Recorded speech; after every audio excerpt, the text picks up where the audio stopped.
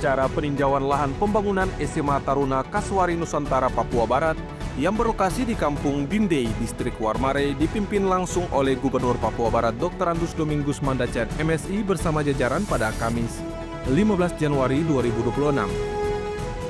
Dalam arahannya, Gubernur menjelaskan, sekolah ini telah mulai menerima peserta didik sejak tahun ajaran 2022 dan dirancang sebagai sekolah khusus atau unggulan yang membutuhkan proses panjang serta perjuangan sejak awal pendiriannya.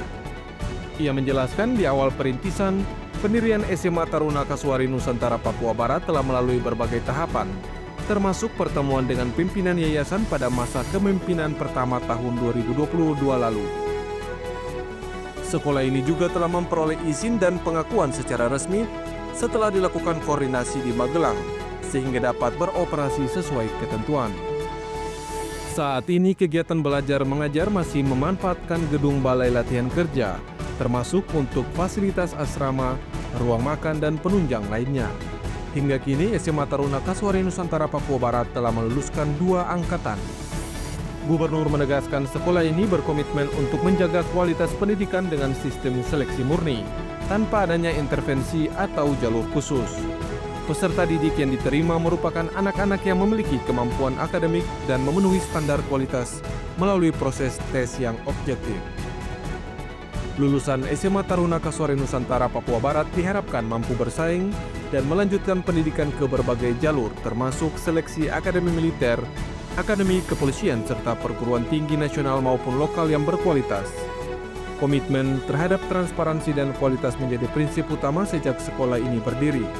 Terkait lahan pembangunan, diketahui bahwa sebagian besar area telah diselesaikan pembayarannya. Namun demikian, masih terdapat beberapa kapling yang perlu diverifikasi dan diselesaikan lebih lanjut melalui pengecekan data dan pengalokasian anggaran. Pembangunan SMA Taruna Kasuari Nusantara Papua Barat menjadi bagian dari dukungan terhadap visi Indonesia Emas 2045 serta program prioritas Papua Barat Cerdas, khususnya dalam peningkatan kualitas sumber daya manusia. Tidak ada istilah rotan akar pun berguna. Jadi awal-awal saya sudah punya komitmen bahwa yang masuk ke SMA ini tidak ada catatan dari gubernur, tidak ada memo dari DPR ataupun siapa saja pejabat, tidak ada. Mereka yang memang betul-betul ya seleksi dan murni lulus itu yang diterima. Ya.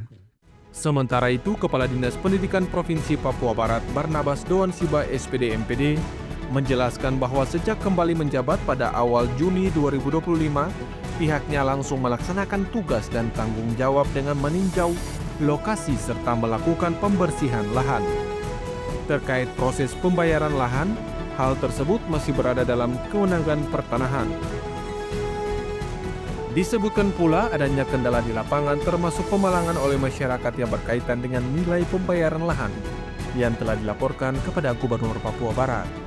Sejumlah kegiatan awal telah dilakukan, di antaranya pembangunan lapangan voli dan basket yang bersumber dari anggaran induk.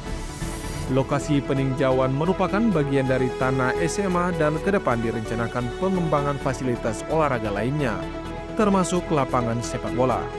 Selanjutnya, dukungan semua pihak terus diharapkan agar proses pembangunan dapat berjalan efektif dan tidak mengalami hambatan, sebagaimana yang pernah terjadi sebelumnya sehingga pembangunan SMA Taruna Kasuari Nusantara Papua Barat dapat terwujud sesuai rencana. Dalam tahun anggaran ini kita juga sudah rencanakan untuk perencanaan dan ada beberapa bangunan yang sudah akan masuk.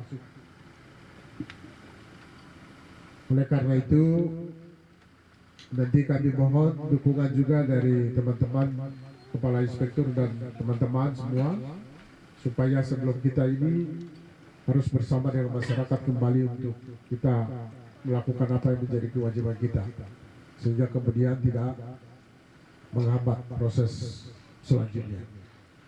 Jadi itu yang kami bisa laporkan kepada Bapak Gubernur, bahwa pembersihan itu tanah APBD perubahan kemarin itu senilai 800 itu yang kita lakukan untuk pembersihan ini, dan kita berharap dengan pembersihan ini menjadi sangat jelas bagi kita supaya kita selesaikan apa yang menjadi hak dari pemerintah Provinsi Papua Barat dan apa yang sebenarnya harus menjadi hak dari masyarakat.